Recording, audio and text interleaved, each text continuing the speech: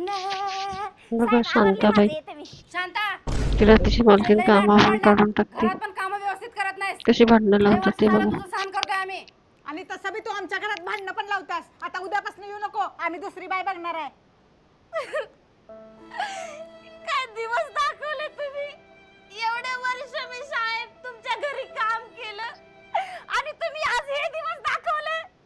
Madam, त्या दिवशी तुम्ही 10,000ची साडी घेतली होती. तुमचं बघून ही भवानी म्हणजे यांनी 20,000ची साडी घेतली आणि तुम्हाला म्हटली कुत्री, भिकारी, भित्रे, मुस्काट तोंडाची, असं काय नाही बोलली. मी आजपर्यंत तुम्हाला कानोकान खबर पडून दिली नाही. कशाला घरात भांडणं लागतात ना